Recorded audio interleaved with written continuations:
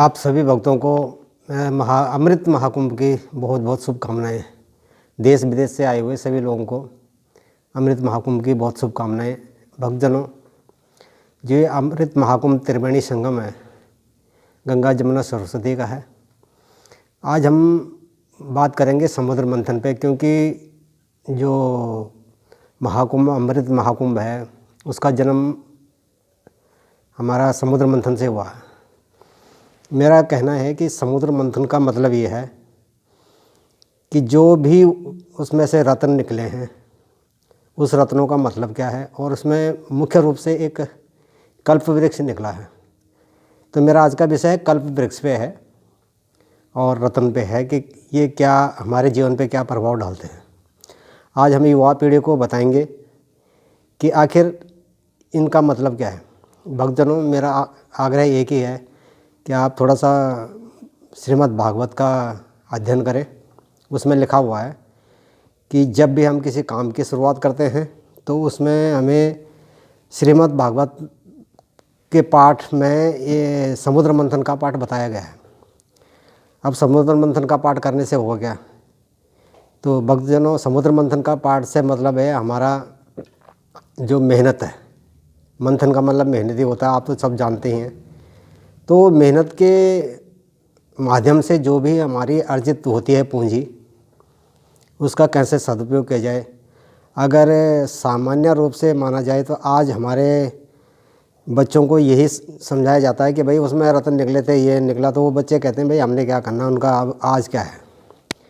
तो अब मैं अगर छोटे से रूप में बताऊं तो ये है अपनी पूंजी का डिस्ट्रीब्यूशन कैसे करना है। और एक अनावश्यक आवश्यकता होती है, आप तो सभी पढ़े लिखे हैं, और एक आवश्यकता होती है। अनावश्यक आवश्यकता का मतलब ये हो गया जैसे हाथी निकला, हाथी किसको दिया गया, और जो क्या नाम है उसका अमृत निकला वो किसको दिया गया, कैसे उसका डिस्ट्रीब्यूशन हुआ। और जो कामधेनु गाय निकली, कामधेनु गाय किसके लिए थी। तो सज्जनों, मेरा अभिप्राय यही है कि कामधेनु गाय, जैसे हमारे घर में छोटे बच्चे होते हैं उनको दूध चाहिए होता है, तो हम उनको दूध देते हैं खाली, उनको कोई मतलब नहीं होता हमारे पास कितनी प्रॉपर्टी है। वैसे ऋषि मुनियों के लिए कामधेनु गाय दी गई। और इंद्रलोक में, इंद्रलोक के राजा हैं, राजा को जो जिस चीज़ की ज़रूरत होती है, जैसे मान लीजिए यहाँ पे प्रधानमंत्री हैं तो उनको एक हाई क्वालिटी का वाहन दिया जाता है।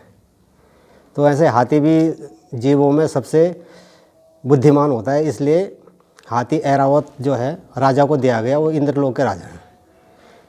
ठीक इसी प्रकार योग्यता के अनुसार डिस्ट्रीब्यूशन किया गया है समुद्र मंथन में, और बाकी कुछ नहीं है। जैसे आपका घर में जो भी पूंजी लाते हो, एजुकेशन के लिए कितना रखना है, किसको देना है, छोटे बच्चे को क्या देना है, बड़े को क्या देना है, क्या और बड़े को क्या देना है, शादी ब्याह के खर्चे जो भी। इसमें मैं कल्प वृक्ष का एक सूक्ष्म माध्यम बता देता हूँ। कल्प वृक्ष का मतलब है आपकी पूंजी, और जो आप कल्पना करते हैं उसका मतलब है कल्प। मतलब आपके मन में आई पूंजी है आपके पास, मतलब वृक्ष है पूंजी वाला, तो तभी आप कल्पना कर सकते हैं। और जब पूंजी नहीं है, कल्प रूपी वृक्ष ही नहीं है वो, तो फिर क्या करोगे आप। कल्प वृक्ष ही नहीं है, मतलब जमा पूंजी ही नहीं है, तो आगे आप सोच भी नहीं सकते। आपके पास जमा पूंजी है। समुद्र मंथन में क्या हुआ था क्या नहीं हुआ था उससे आप छोड़ दीजिए, क्योंकि वो अगर आप किसी विद्वान को भी पूछोगे, और हमने जो सुना है, क्योंकि समुद्र मंथन जो हुआ वो आज के परिप्रेक्ष्य में, आज हमने अपना जीवन कैसे जीना है, बच्चों को कैसे शिक्षा देनी, इसलिए हुआ है। और कल्प वृक्ष आपकी पूंजी है, और कल्पना आपका कल्प, और वृक्ष आपकी पूंजी है। इसी संदर्भ में मैं ये कहना चाहता था, आपकी समझ में आ जाए तो आगे भी लोगों को दीजिए। और दूसरा, मैं आपको एक, देखो माँ सबसे बड़ी होती है, माता पिता, उनको क्या चाहिए और माँ कैसी होती है, इसके विषय में भी आपको अगले उसमें बताता हूँ। धन्यवाद, नमस्कार, जय हिंद।